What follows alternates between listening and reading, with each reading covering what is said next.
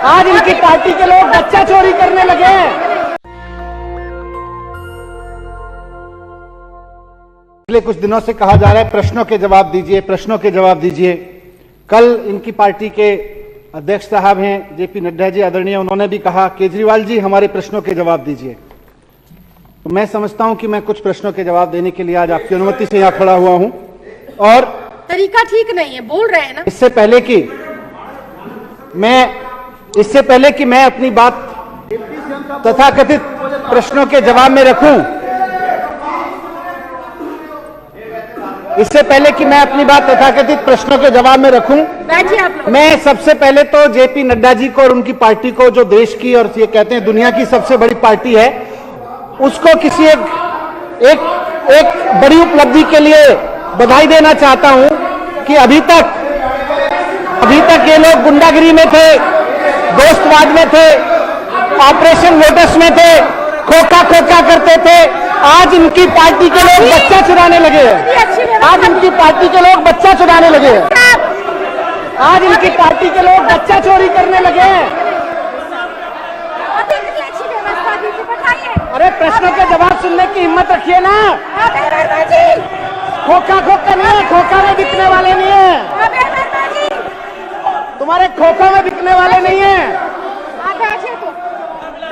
खोखा में नहीं बिके तो आज उंगली उठा रहे हो।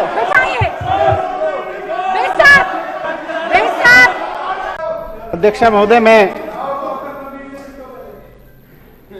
मैं बहुत सम्मान के साथ आपका धन्यवाद करना चाहता हूं कि आपने मुझे मेरे विशेष अनुरोध पर मुझे बोलने का अवसर दिया। पिछले कई दिनों से बात उठाई जा रही है प्रश्नों के जवाब दो, प्रश्नों के जवाब दो, प्रश्नों के जवाब दो।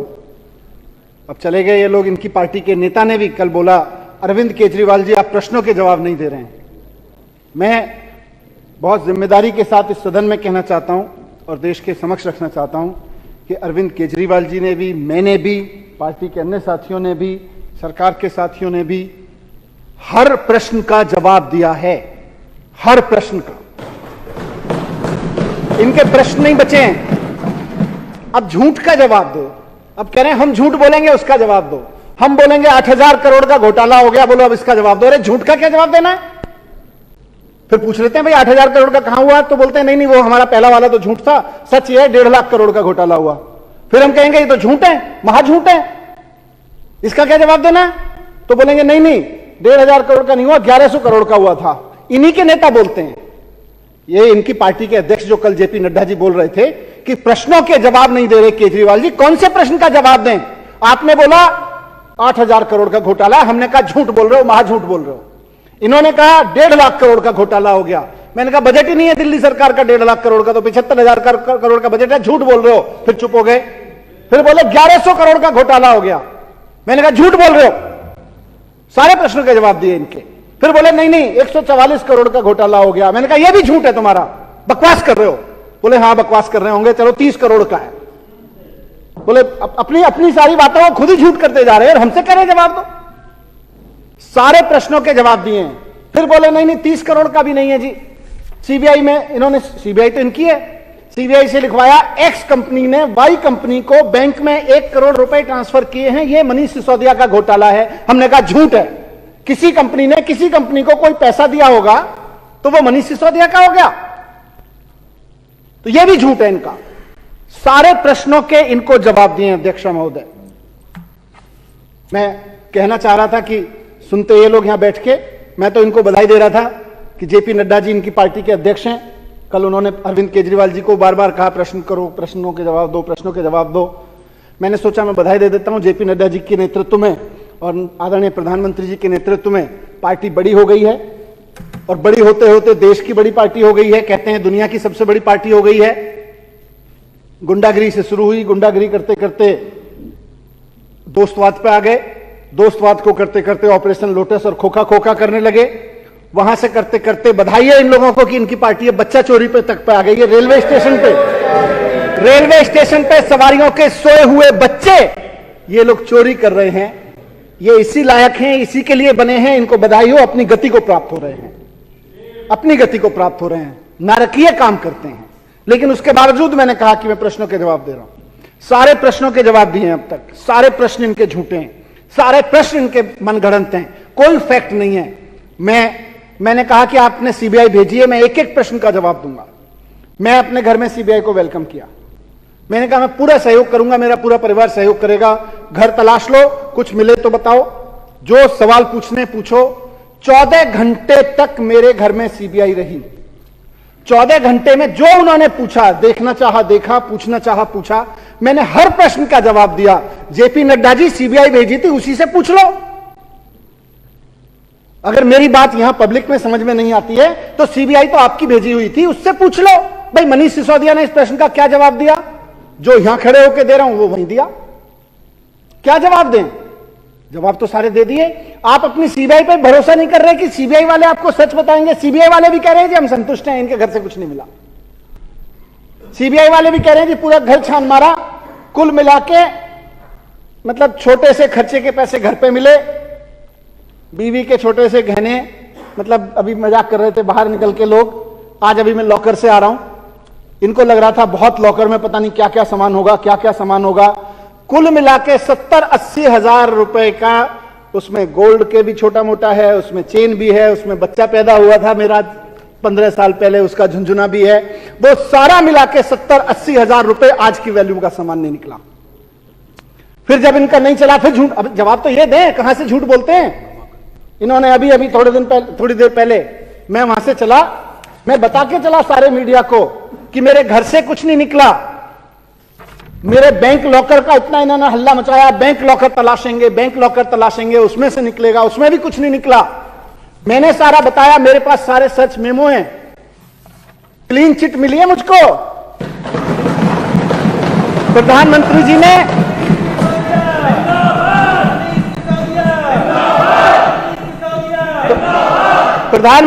ने सीबीआई मेरे घर पे भेज दी, वहां कुछ नहीं मिला। प्रधानमंत्री जी की सीबीआई को मेरे बैंक लॉकर में तलाश लिया, वहां भी कुछ नहीं मिला कि मुझे कह सकें ये भ्रष्टाचार कर रखा है, देखो ये पैसा कहां से आया, देखो ये सोना कहां से आया, देखो ये प्रॉपर्टी कहां से आई। क्लीन चिट है मेरे लिए सीबीआई की, प्रधानमंत्री जी की क्लीन चिट है। सीबीआई वाले भी मान रहे हैं कि संतुष्ट है, बोले कुछ नहीं मिल रहा जी। और बेचारे कहते हैं दबे पांव की जी देखो प्रधानमंत्री जी का दबाव बहुत है, गिरफ्तार तो करना पड़ेगा। वैसे तो क्लीन चिट ही है, आपके यहां से जो कुछ दिख रहा है उसमें तो क्लीन चिट ही है, पर 2-3 महीने के लिए तो बहुत दबाव है कि आपको जेल में डालना। मैं कहता हूं कह दो यार, अपनी नौकरी बचाने के लिए वो डाल दो जेल में। इस देश के भले के लिए 2-4 महीने जेल में भी रह लेंगे, कोई आफत नहीं है मुझको। मैं एक एक प्रश्न का जवाब दे रहा हूं, इनके भी प्रश्नों का जवाब दिए, प्रेस कॉन्फ्रेंस में खड़े होकर जवाब दिए, सीबीआई के सामने खड़े होकर जवाब दिए, बैंक में लॉकर पे खड़े होकर जवाब दिए। अब कह रहे प्रश्न के जवाब नहीं दे रहे। हवा बना रखी है कि प्रश्नों के जवाब नहीं दे रहे, प्रश्नों के जवाब नहीं दे रहे। आज जब मैं चला वहां से, बैंक से सीधे यहां आया हूं, बैंक लॉकर अपना रेड करा के, अपना लॉकर के पूरा इंस्पेक्शन करा के, रास्ते में अब ये झूठ के पर नहीं होते, फैलाना शुरू कर दिया मीडिया को। मनीष सिसोदिया के यहां से प्रॉपर्टी के दस्तावेज मिले, मनीष सिसोदिया के यहां से मैंने पूछा भाई कौन सी प्रॉपर्टी के दस्तावेज मिले? मुझे जो सर्च मेमो दिया है मेरे किसी बैंकर में नहीं, बैंक लॉकर में नहीं निकले, मेरे किसी सर्च मेमो में नहीं लिखे। ये कौन सी प्रॉपर्टी के दस्तावेज हैं जो हवा में क्रिएट हो रहे हैं? मैं मीडिया के साथियों को भी सदन के माध्यम से कहना चाह रहा हूं, तथ्यों पर रहिए, ईमानदारी पर रहिए। मैं ये नहीं कह रहा मेरा साथ दीजिए, मैं ये नहीं कह रहा यहां बैठे लोगों का साथ दीजिए, सच का साथ दीजिए। आपको मजबूरी में हमारा साथ देना पड़ेगा, सच का साथ दीजिए। और सच्चाई की ताकत पर भरोसा है कि आप केवल सच के साथ खड़े रहेंगे। मीडिया वाले ये जो झूठ फैलाते हैं, मीडिया वाले से अभी सोर्सेज से प्लांट कराया, तुरंत 1-2 टीवी चैनल पर चलने लगा कि जी प्रॉपर्टी के कागजात निकले। मैंने कहा यार कौन से प्रॉपर्टी के कागजात निकल के? भाई मेरे सामने तो निकले नहीं लॉकर से, और मेरे सामने तो कहीं सर्च मेमो में नहीं लिखे। सर्च मेमो मेरी गाड़ी में रखा है अभी, उसमें भी कहीं नहीं लिखे हुए कि जी प्रॉपर्टी के कागजात। ये बीजेपी वाले मीडिया को कौन से कागजात दे रहे हैं? कौन सी सीबीआई और घूम रही है? इसके भी जवाब पूछेंगे इनसे। तो अध्यक्ष महोदय, इन्होंने सारी जांच करा ली। पहले लिकर शराब चिल्लाते रहे, जब शराब में कुछ नहीं निकला तो अब थोड़े दिन पहले से, 3-4 दिन पहले से स्कूल चिल्लाने लग रहे हैं। स्कूल में क्या कह रहे हैं? बोले केजरीवाल जी ने पहली मीटिंग में कहा था 4000 कमरे बनाएंगे, 8000 कमरे क्यों बनवा दिए, भ्रष्टाचार कर दिया। अरे हमने तो 8000 नहीं 20,000 कमरे बनवाए हैं, और हमें फक्र है कि हमने बनवाए। और लानत है तुम लोगों पे जो सोचते हो स्कूल बनवाना और कमरे बनवाना भ्रष्टाचार है। 8,000 कमरे बनवा दिए, बोले जी 8,000 क्यों बनवाए, 4,000 बनवाने चाहिए थे, ये तो भ्रष्टाचार है। फिर बोले जी टॉयलेट ज्यादा क्यों बनवा दिए, बोले पहली फ्लोर पे टॉयलेट था, दूसरी पे क्यों था, तीसरी और चौथी मंजिल चलो बना भी ली तो उस पर टॉयलेट क्यों बनवा दिए। ये कह रहे हैं भ्रष्टाचार है, ज्यादा टॉयलेट बनवाना भ्रष्टाचार है, ज्यादा कमरे कहने भ्रष्टाचार है। सारी चीजों के जवाब है, सारी चीजों के जवाब हैं। फिर जब वो भी नहीं चला तो कल इन्हीं की सीबीआई है, इन्हीं के एलजी है, इन्हीं के समय एलजी साहब की तरफ से एक फरमान जारी किया, बच्चे कम हो गए, ये भ्रष्टाचार है। बोले स्कूल में बच्चे कम हो गए, बजट बढ़ रहा है। अरे बजट बढ़ा रहे हैं, हम फख्र के साथ कहते हैं। और ये विधानसभा शायद देश की पहली आजादी के इतिहास में 75 साल में पहली विधानसभा है जो पिछले 7 साल से अपने बजट का 25% बजट एजुकेशन पर देती है। इस विधानसभा के और विपक्ष वाले भी कहते हैं कि जी बहुत गर्व है कि हम एजुकेशन पे इतना बजट पास करके देते हैं। कहते हैं बजट ज्यादा कर दिया, भ्रष्टाचार हो गया। फिर बोले नहीं बजट तो चलो ठीक है, ज्यादा कर दिया, बच्चे कम हो गए। मैंने कहा यार जरा डेटा दिखाना मुझको। भारत सरकार की वेबसाइट पे डेटा पड़ा हुआ है जिसमें लिखा हुआ है कि 2014-15 में यहां 14.5 लाख बच्चे होते थे दिल्ली के स्कूलों में, आज 18 लाख बच्चे हो गए। सारा डिटेल भारत सरकार की वेबसाइट पे। हवा में से कुछ लाते हैं, फिर कहते हैं प्रश्नों के जवाब दीजिए। अब झूठ के पैर हैं क्या? आपके झूठ का भी जवाब दिया हमने कि झूठ बोल रहे हो, झूठ बोल रहे हो। मैं कहना चाहता हूं कि आपने खूब रेड मचाई मेरे घर में, खूब तमाशा किया। आपकी सीबीआई के भी सारे प्रश्नों के जवाब दिए। आप सीबीआई से पूछ लो, आपको मेरे प्रश्नों के जवाब मेरे उससे मिले हों। मैंने बता दिया कुछ नहीं मिला, कहीं कुछ नहीं है और सब बकवास है, सब झूठ है। फिर भी रोज खड़े होकर कहते हैं जवाब दो, जवाब दो, जवाब दो, जवाब दो। हमने तो आपके एक एक सवाल का जवाब दिया, अब आप हमें जवाब दो। ये सदन कल से पूछ रहा है बार बार, इस सदन में बार बार उठ रहा है, देश में पूरा सवाल उठ रहा है। मैं प्रश्न पूछता हूं और जेपी नड्डा जी और भारतीय जनता पार्टी के नेताओं जवाब दो कि प्रधानमंत्री जी ने दूध और दही पे भी जीएसटी लगा के इतना पैसा सरकार में कमवाया, आम जनता से इतना पैसा लिया। प्रधानमंत्री जी ने दूध और दही जैसी चीजों पे भी, बिस्किट पे जीएसटी लगा के, आम आदमी के चाय बिस्किट पे भी जीएसटी लगा के जितना पैसा कमाया, उसको अपने दोस्तों के कर्ज माफी करने में क्यों लगाया, इसका जवाब दो। ये देश इस हालत में क्यों पहुंच गया कि दूध दही और चाय और बिस्किट पे भी जीएसटी लगेगा और उस जीएसटी से इकट्ठा पैसा प्रधानमंत्री जी के दोस्तों के कर्जे माफी में इस्तेमाल होगा। ये क्यों हुआ, इसकी सीबीआई जांच करो, इसका जवाब दो कि लोगों के दूध दही चाय बिस्किट पे टैक्स लगा लगा के इकट्ठा किया गया जीएसटी का पैसा प्रधानमंत्री जी ने अपने दोस्तों के कर्ज माफी पे क्यों खर्च किया, इसका जवाब दो। आज इसका जवाब दो। हमने तो आपके सवालों के जवाब बहुत दिए हैं। ऑपरेशन लोटस आप लोगों ने किया, ऑपरेशन लोटस में पूरे देश में एमएलएज खरीदे। हमारे यहां भी खरीदने की कोशिश नहीं की लेकिन बिके नहीं, लेकिन रेट पता चल गए। इसी रेट के हिसाब से भी अगर देखें तो 6300 करोड़ रुपए इन्होंने एमएलएज खरीदने पे खर्च किए हैं। ये 6300 रुपए कहां से आया जेपी नड्डा जी और प्रधानमंत्री जी, इस बात का जवाब दो। सीबीआई की जांच करो, ईडी की जांच करो कि एमएलए खरीदने के लिए और खरीदे गए एमएलएज को बड़े बड़े 5 स्टार होटलों में रुकवाने का पैसा कहां से आया, इस बात का जवाब दो। ये 63,000 करोड़ रुपए कहां से आया, 6300 करोड़ रुपए कहां से आया। ये पेट्रोल और डीजल के दाम बढ़ा बढ़ा के जो जनता की लूट चल रही है और उससे एमएलए की खरीद हो रही है ना, अब जनता इस पे जवाब मांग रही है। इसका जवाब दो कि पेट्रोल और डीजल के दाम बढ़ा बढ़ा के जनता को लूट रहे हैं। एक आदमी स्कूटर भी चला रहा है, छोटी सी स्कूटी भी चला रहा है, तो वहां भी पेट्रोल और डीजल महंगे हो जाते हैं और फिर एमएलए खरीद रहे हैं। इसका जवाब दो, ये कहां से आया। और आखिरी चीज जो सदन पूछ रहा है पिछले 2 दिन से कि दिल्ली के उपराज्यपाल महोदय माननीय श्री विनय सक्सेना जी 1400 करोड़ रुपए के नोट बदलवाए आपने जब आप खादी ग्राम उद्योग के चेयरमैन थे। वो 1400 करोड़ रुपए की सीबीआई जांच कब होगी? वो मनी लॉन्ड्रिंग था, उसका जवाब दो कि उसकी जांच कब होगी, उसकी जांच में सीबीआई में उनकी रेड, उनके यहां रेड कब होगी?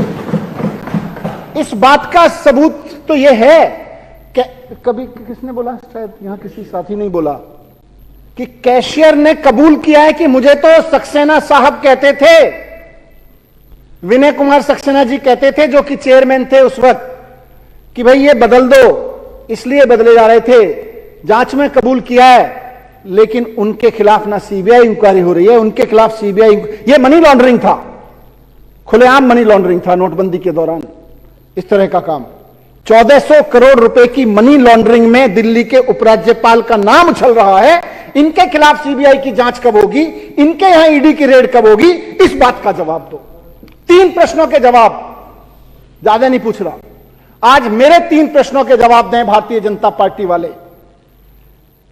कि जीएसटी बढ़ा बढ़ा के दूध दही चाय बिस्किट पे भी जीएसटी बढ़ा के प्रधानमंत्री जी के दोस्तों के कर्जे क्यों माफ किए जा रहे हैं, इसकी सीबीआई जांच क्यों नहीं हो रही है, इसका जवाब दो, पहली बात।